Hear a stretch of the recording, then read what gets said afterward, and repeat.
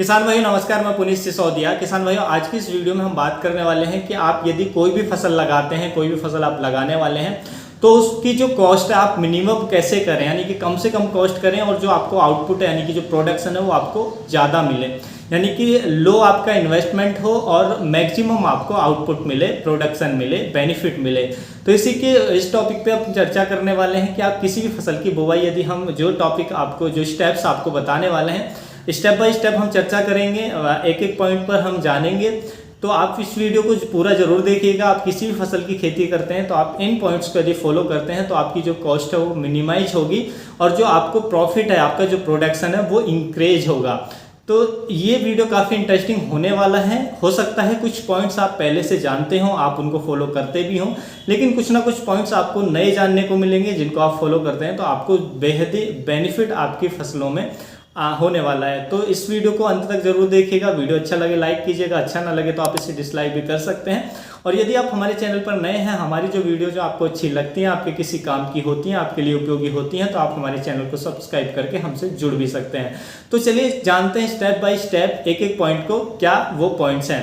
तो इसमें सबसे पहला जो हमारा पॉइंट नंबर 1 आता है वो आता है लेबलिंग। जी हाँ, जब भी आप किसी भी फसल की बुवाई करवा रहे हैं यानी कि किसी भी फसल की बुवाई करने वाले हैं तो आपका जो फील्ड है, जिस भी खेत में आप करने वाले हैं, वो एकदम लेवल होना चाहिए। उसकी लेवलिंग आप जरूर करा लें। देखिए, अब आप कहेंगे कि लेवलिंग कराने में तो खर्चा ज़्यादा आएगा, तो हम उसका आप कैसे ये बोल रहे हैं कि जो हमारी कॉस्ट है वो कम होगी और प्रोडक्शन ज़्यादा मिलेगा। देखिए, बेशक आपका जो शुरुआत में इन्वेस्टमेंट है वो आपका आएगा, लेवलिंग करवाने में कुछ आपकी कॉस्ट आएगी, लेकिन जब आप फील्ड पर लेवलिंग करा लेते हैं तो उससे आपको जो आपकी फसल में जो बेनिफिट है वो बहुत ज़्यादा देखने को मिलते हैं। क्या बेनिफिट देखने को मिलते हैं कि देखिए, जब आप किसी भी फसल की उसमें बुवाई करते हैं तो देखिए, जब खेत इकसार होता है तो आप उसमें इरिगेट करते हैं, तो क्योंकि पानी सभी जगह समान रूप से लगता है पूरे खेत में, तो इससे जर्मिनेशन भी अच्छा आता है और हमारी जो फसल है वो भी अच्छी होती है। लेकिन मान लीजिए आपका खेत ऊंचा नीचा है, कहीं उसमें गड्ढे हैं, कहीं उसमें उसकी हाइट ज़्यादा है, तो ऐसे में जब आप पानी देते हैं तो उससे क्या होगा कि जहाँ गड्ढा है उसमें पानी ज़्यादा भर जाएगा। वहाँ पे जो आपने सीड लगाया है, बीज लगाया है, यानी कि नीचा है, वहाँ पे जब पानी ज़्यादा होगा तो वहाँ पे जो बीज लगाया, जब पानी ज़्यादा भर जाएगा तो उसमें फंगस लग सकती है और भी बहुत सारी दिक्कत आ सकती है। तो उसमें जर्मिनेशन नहीं आएगा या बाद में जाकर दिक्कत होगी। जब मान लीजिए पौधा उग भी आता है तो वहाँ पे जल भराव रहता है, तो उसमें जो विल्ट की समस्या है वो आपको देखने को मिल सकती है। उसी तरीके से जहाँ पे खेत आपका ज़्यादा ऊंचा है वहाँ तक जो प्लांट है वहाँ उस तक पानी नहीं पहुँच पाएगा, तो इससे जो आपकी क्रॉप है वो अच्छी नहीं होगी, उसमें डिजीज बहुत सारे आएंगे, उसका जो जर्मिनेशन है वो अच्छा नहीं होगा, प्रोडक्शन फिर आपको अच्छा नहीं मिलेगा। तो इसलिए ये आपको ज़रूरी है, अच्छा प्रोडक्शन लेने के लिए आपका जो फील्ड है वो लेवलिंग होना बेहद ही ज़रूरी है। देखिए, यदि आप वाटर का मैनेजमेंट सही से कर लेते हैं तो जो क्रॉप है हमारी वो बहुत ही अच्छी होती है। यदि आप ड्रिप सिस्टम का यूज करते हैं तो फिर आपको लेवलिंग कराने की कोई आवश्यकता नहीं है, लेकिन जो ड्रिप सिस्टम है आप जानते हैं वो उसकी जो कॉस्ट है काफ़ी हाई होती है, तो हर जो फार्मर है उसका उपयोग नहीं कर सकता है। तो इसलिए फील्ड को आप लेवल ज़रूर करा लें, इससे आपको जो प्रोडक्शन है, जो आपका उत्पादन है वो डेफिनेटली इंक्रीज होगा, जो आपकी क्रॉप है वो अच्छी होगी और उसकी जो क्वालिटी है वो भी इम्प्रूव होगी। उसके बाद जो हमारा नंबर 2 है वो है हमारा सीड एंड सीड ट्रीटमेंट। जी हाँ, जब भी आप सीड परचेज करने वाले हैं किसी भी फसल के लिए तो सीड जो आप परचेज करते हैं वो अच्छा क्वालिटी का करें और सर्टिफाइड बीज ही परचेज करें। देखिए, बेसिक सर्टिफाइड बीज जब आप परचेज करने जाते हैं, अच्छी क्वालिटी का सीड जब आप परचेज करने जाते हैं तो उसमें बेसिक जो आपका इन्वेस्ट है यानी कि खर्चा है वो कॉस्ट है वो ज़्यादा हाई आएगी। लेकिन यदि आप सीड अच्छा क्वालिटी का परचेज करते हैं, सर्टिफाइड बीज परचेज करते हैं, तो जब आप उसकी सोइंग करते हैं तो एक तो उसमें जर्मिनेशन 80 to 90% आता है। अच्छा जर्मिनेशन आएगा तो आपको प्रोडक्शन अच्छी मिलेगी। दूसरा, जो ये सीड होते हैं, जो सर्टिफाइड बीज होते हैं, इनमें क्या होता है कि ये फंगस फ्री होते हैं, वायरस फ्री होते हैं, अच्छी क्वालिटी के होते हैं। तो जब आप इनको सोइंग करते हैं तो आपका जो सीड का जर्मिनेशन अच्छा आएगा, उसमें डिजीज नहीं होंगे, उसमें वायरस नहीं होंगे, तो अच्छी क्वालिटी का सीड खरीदने में ये बेनिफिट होते हैं। बेशक शुरुआत में हमें थोड़ा सा कॉस्ट ज़्यादा आती है, लेकिन उसकी जो प्रोडक्शन है वो काफ़ी अच्छी मिलती है। मान लीजिए आप लो क्वालिटी का सीड परचेज कर लेते हैं, पहले उसमें जर्मिनेशन ही 50 से 60% आता है, और उसमें बाद में भी वो यानी कि फंगस कोई लग जाती है, कोई डिजीज आ जाता है, या कोई इन्फेक्टेड सीड है, वायरस उसमें आ जाता है क्रॉप में, तो आपकी पूरी क्रॉप बेकार हो जाएगी, जर्मिनेशन कम आएगा, तो खेत खाली पड़ा रहेगा। तो जो भी आपने इन्वेस्ट किया है कल्टीवेशन में, जुताई में, लेबर में या बेड प्रिपरेशन में, वो सारा का सारा आपका वेस्ट चला जाएगा। तो इसलिए सीड आपको सर्टिफाइड और अच्छी क्वालिटी का चुनना बेहद ही ज़रूरी है। उसके बाद आपको सीड ट्रीटमेंट करना बेहद ही ज़रूरी है। देखिए सीड ट्रीटमेंट करने से क्या होता है कि जब हम शुरुआत में सीड का ट्रीटमेंट करते हैं तो कम जो हमारा फंजीसाइड है या कम इंसेक्टिसाइड है उसमें ही काम हो जाता है। यानी कि 1 किलो बीज को यदि हम ट्रीटमेंट करना है तो 3 से 4 ग्राम जो हमारा फंजीसाइड है वही लगता है, बहुत कम फंजीसाइड लगता है, लेकिन उसके जो बेनिफिट है वो काफ़ी अच्छे मिलते हैं। हमारा जो जर्मिनेशन अच्छा आता है, उसके साथ साथ जो हमारी जो फसल है वो फंगस फ्री रहती है, रोगों से फ्री रहती है, इंसेक्ट फ्री रहती है। तो इसलिए सीड को ट्रीट करना बेहद ही ज़रूरी है। और जब हम सीड को ट्रीट करके बोते हैं तो उसका जो न्यूट्रिशन अपटेक है प्लांट का वो भी बढ़ जाता है। यानी कि जब प्लांट उस सीड से जो हमारा पौधा तैयार होता है तो वो जो भूमि से न्यूट्रिशन लेता है वो भी उसकी जो वो न्यूट्रिशन अपटेक भी उसका बढ़ जाता है, यानी कि न्यूट्रिशन भी वो ज़्यादा अपटेक कर पाता है। तो इसलिए सीड को ट्रीट करना बेहद ही ज़रूरी होता है। सीड ट्रीटमेंट करके ही बोएं, इससे आपको जो बेनिफिट मिलेंगे। मान लीजिए आप ट्रीट करके नहीं बोते हैं तो उससे आपकी फसल में जो फंगस आएगी तो उससे बाद में आपको क्या है बहुत सारा फंजीसाइड पे खर्चा करना पड़ेगा, यानी कि फिर कम फंजीसाइड में काम नहीं होगा। पूरी क्रॉप में जब आप स्प्रे करते हैं तो काफ़ी ज़्यादा फंजीसाइड चाहिए, और उसके साथ साथ भी जो क्रॉप है वो भी हमारी उतनी अच्छी नहीं रहती है। जब एक बार कोई भी रोग आ जाता है तो फिर उसकी क्वालिटी गिर जाती है, उसका प्रोडक्शन गिर जाता है। इसलिए शुरुआत में ही सीड को ट्रीट करके ज़रूर बोएं।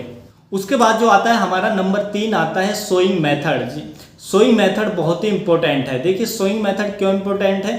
देखिए यदि आप ऐसे क्षेत्र में बुवाई कर रहे हैं, आप ऐसे एरिया में रह रहे हैं या ऐसे सीजन में बुवाई कर रहे हैं कि वहाँ पर अभी बारिश ज़्यादा होने वाली है, तो आपको क्या करना है, सोइंग मेथड में बेड बनाकर यानी कि बेड प्रिपरेशन करके ही उस पर बेडों पर ही बुवाई करें, ताकि जब ज़्यादा बारिश हो, या आपके क्षेत्र में ऐसे में रहते हैं जब बरसात ज़्यादा होती है तो क्या होगा, जब ज़्यादा बारिश होगी, जब हम बेड पे बुवाई करते हैं तो जो पानी है नीचे साइड में ज़्यादा भरा रहता है और ऊपर उतना ज़्यादा पानी नहीं पहुंचता है। तो इससे जो हमारी फसल का जर्मिनेशन है वो भी अच्छा आएगा। उसके साथ साथ जो है उसमें विल्ट की प्रॉब्लम है या अन्य जो भी प्रॉब्लम है, फंगस की प्रॉब्लम है, वो हमें देखने को नहीं मिलेगी।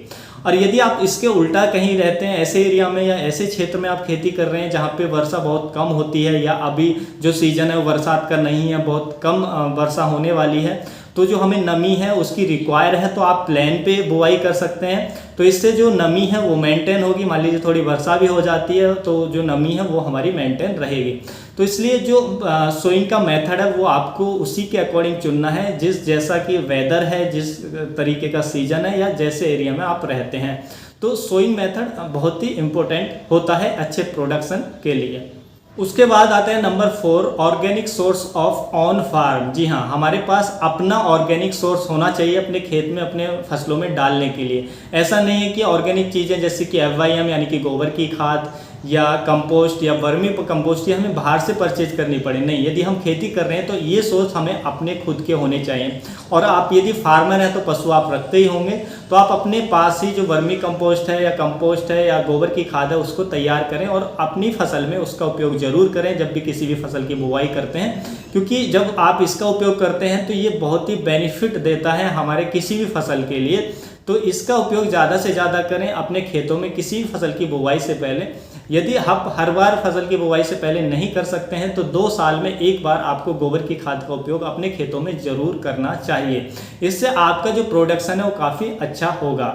उसके बाद आता है number 5, maximum use of bio fertiliser. जी हाँ, आप केमिकल फर्टिलाइज़र की जगह जो बायो फर्टिलाइज़र हमारे आते हैं उनका ज़्यादा से ज़्यादा उपयोग अपने खेतों में करें, क्योंकि जब आप बायो फर्टिलाइज़र का उपयोग करते हैं तो उससे हमें लंबे समय तक के लिए बेनिफिट मिलते हैं। हमारी फसलों में जब हम बायो फर्टिलाइज़र का उपयोग करते हैं तो रोग आने के कम चांस रहते हैं, डिजीज आने के कम चांस रहते हैं, इंसेक्ट के लगने के कम चांस रहते हैं, और प्रोडक्शन हमारा अच्छा मिलता है। जो सॉइल की क्वालिटी है वो इंक्रीज होती है और लंबे समय तक के लिए हमें अच्छा बेनिफिट देते हैं जो बायो फर्टिलाइज़र होते हैं। बायो फर्टिलाइज़र में जैसे कि आप NPK कंसोर्टिया का उपयोग कर सकते हैं, या और भी बहुत सारे आते हैं। हमारा राइजोबियम कल्चर आता है, या हमारा PSB बैक्टीरिया आते हैं।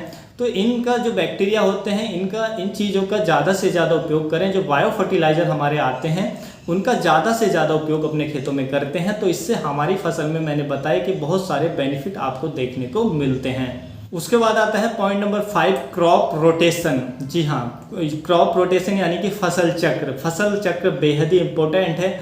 किसी भी खेत में आप लगातार एक ही फसल की या 2 फसलों की ही खेती ना करें कि मान लीजिए आप इस समय 2 सीजन होते हैं तो एक सीजन में 1 फसल ले रहे हैं, दूसरे सीजन में 2 फसल ले रहे हैं, तो हर बार आप 2 ही फसल लगातार लगाते आ रहे हैं, तो उससे क्या होता कि पर्टिकुलर आपकी फसल में जो डिजीज है, जो कीट है, वो आपकी फसलों में ज़्यादा लगेंगे।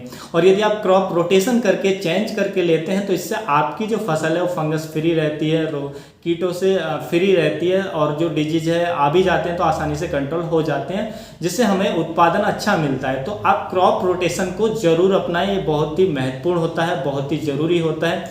हमारी सॉइल की फर्टिलिटी को भी बनाए रखने के लिए भी बहुत ही ज़रूरी होता है जो क्रॉप रोटेशन होता है, तो क्रॉप रोटेशन को ज़रूर अपनाएं। उसके बाद पॉइंट नंबर 6 आता है हमारा मल्चिंग। आप अपनी फसलों में मल्चिंग जरूर करें। मल्चिंग हमें मल्चिंग सीड की नहीं करनी है, हमें मल्चिंग जो करनी है, जो हमारे पास जो पत्तियां हैं या हमारे जो फसलों के अवशेष हैं, जो हमने पुरानी फसल ली है उसके जो अवशेष हैं, उन्हीं से अपने जो हमारा जो पौधा है उसकी मल्चिंग करें। जब भी आप कोई भी फसल लगाते हैं, पौधा थोड़ा बड़ा हो जाता है तो उसकी जड़ों में उसको अच्छे से बिछा दें। तो उससे क्या बेनिफिट मिलेंगे, एक तो जो आपका वीड्स है, वीड्स कंट्रोल हो जाएगा, वीड्स नहीं उगेंगे, तो वीड्स पे जो इन्वेस्ट है आपका वो बच जाएगा। दूसरा आपको जो बेनिफिट होगा, सॉइल टेम्परेचर को मेंटेन करता है। मान लीजिए टेम्परेचर बहुत ज़्यादा हाई है, गर्मियों में आप बेहद ही बेनिफिशियल है जो हम मल्चिंग करते हैं, तो ये सॉइल के टेम्परेचर को मेंटेन करके रखता है, जिससे हमारी क्रॉप अच्छी ग्रोथ होती है। उसके साथ साथ ये मॉइस्चर को भी मेंटेन रखता है। तो जब हम प्लांट के नीचे मल्चिंग करके रखते हैं तो मल्चिंग के नीचे जो हमारे बैक्टीरिया होते हैं, सूक्ष्म जीव होते हैं, वो भी कॉलोनियाँ बनाकर रहते हैं, जो हमारे पौधे की ग्रोथ के लिए काफ़ी बेनिफिशियल होते हैं। उसको डिजीज से, उसको फंगस से, रोगों से, इंसेक्ट से बचाने के लिए उपयोगी होते हैं। तो इससे हमारी जो फसल की ग्रोथ है काफ़ी अच्छी होती है। तो जो मल्चिंग होती है उसके बेनिफिट्स होते हैं। जब हम मल्चिंग ऐसी चीज़ों के करते हैं जो हमारे पास वेस्ट पड़ा होता है पुरानी फसल का, तो देखिए उसको डिकम्पोज होने के बाद जो हमारी सॉइल है उसकी फर्टिलिटी को भी इम्प्रूव करते हैं, उसको भी सुधारते हैं। तो इस तरीके से आप मल्चिंग ज़रूर करें, ये बेहद ही बेनिफिशियल होता है। उसके बाद आता है हमारा point number 7, biological control of pest. जी हाँ, जब भी हमारी फसलों में कोई भी डिजीज आते हैं या कोई इंसेक्ट लगता है तो उसका ज़्यादा से ज़्यादा जो बायोलॉजिकल कंट्रोल है वो करें। जैसे कि मान लीजिए कोई फंगस लग रही है तो हम ट्राइकोडर्मा का उपयोग ज़्यादा से ज़्यादा करें, स्प्रे में कर सकते हैं, सॉइल में ज़्यादा से ज़्यादा दें, या हम जो हमारा स्यूडोमोनास होता है उसका ज़्यादा से ज़्यादा उपयोग करें। मान लीजिए कोई इंसेक्ट है, इंसेक्ट के लिए हम ट्राइकोग्रामा जो हमारा कीट आता है, मित्र कीट, उसका उपयोग कर सकते हैं, या लेडी बर्ड बीटल होता है उसका उपयोग कर सकते हैं। तो इन सब का उपयोग ज़्यादा से ज़्यादा करें। जो हमारे बायोजेंट्स होते हैं तो उनका यदि हम उपयोग करते हैं तो ये काफ़ी अच्छे रिजल्ट देते हैं, लंबे समय तक देते हैं। और जो हमारे मित्र जीव हैं और जो हमारे हानिकारक जीव हैं, वो दोनों का एक बैलेंस बना रहता है, जिससे हमारी फसलों में कीट व रोग नहीं आते हैं। तो इनका उपयोग करते हैं तो वैसे भी हमारी फसलों में फिर आगे चल के आप देखेंगे कि आपको कुछ भी उपयोग नहीं करना पड़ेगा, कोई इंसेक्टिसाइड नहीं डालना पड़ेगा, कोई फंजीसाइड नहीं डालना पड़ेगा। जो हमारे कीट हैं, क्योंकि दोनों बैलेंस हैं, दोनों बराबर में मात्रा में होते हैं, दोनों बैलेंस रहते हैं, तो हमारी फसलों में कोई भी हानि नहीं पहुँचा पाते हैं। तो इसलिए इनको बैलेंस रखना बेहद ही ज़रूरी है। इसलिए ज़्यादा से ज़्यादा जो बायोलॉजिकल कंट्रोल है इंसेक्ट का या फंगस का, वो आप जरूर करें।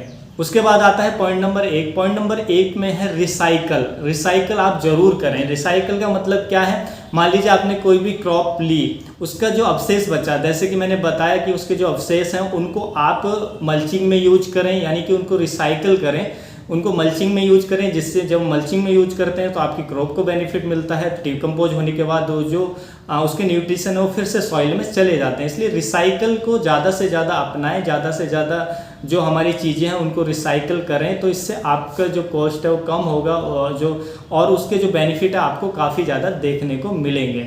जैसे मान लीजिए आप धान की फसल लेते हैं तो हमारे किसान भाई क्या करते हैं कि उसको बर्न कर देते हैं। धान की जो उसकी हार्वेस्टिंग के बाद उसके जो बचता है, बाद में जो अवशेष बचता है, उसका जो स्टेम होता है, पुआल जिसको हम कहते हैं, उसको बर्न कर देते हैं। उसको बर्न करने के बजाय यदि हम उसको मल्चिंग में यूज करें तो उससे काफ़ी बेनिफिट मिलेंगे, हमारी फसल को बेनिफिट मिलेंगे। जैसा कि मैंने बताया कि ये जो हमारा वीड्स कंट्रोल हो जाएगा, जो हमारा टेम्परेचर है सॉइल का वो मेंटेन होगा, और जो हमारा प्लांट में जब मॉइस्चर मेंटेन होगा तो न्यूट्रिशन को प्लांट ज़्यादा अपटेक कर पाएगा, और डिकम्पोज होने के बाद ये हमारी सॉइल को फर्टिलाइज करेगा, यानी फर्टाइल बनाएगा, सॉइल को उपजाऊ बनाएगा जब इसका डिकम्पोजन होगा। उसके साथ साथ जो माइक्रो ऑर्गेनिज्म है, यानी कि सूक्ष्म जीव हैं, बैक्टीरिया हैं हमारे खेत के अंदर जो लाभकारी हैं, उनको कार्बन की ज़रूरत होगी, वो उससे मिलेगा, तो वो भी तेज़ी से ग्रो करेंगे, जो हमारी सॉइल के लिए काफ़ी अच्छे होते हैं, हमारी फसल के लिए काफ़ी अच्छे होते हैं। तो इसलिए रिसाइकल बहुत ही ज़रूरी होता है। तो जो भी हमारी चीज़ें उनको आप रिसाइकल ज़रूर करें। तो किसान भाइयों, यही थी आज की जानकारी अच्छी लगी तो वीडियो को लाइक करें, अन्य फार्मर के साथ इसको शेयर जरूर करें ताकि उन तक भी जानकारी पहुंच सके। मिलता हूं आपको नेक्स्ट वीडियो में नई जानकारी के साथ, तब तक के लिए आप अपना ख्याल रखें। धन्यवाद।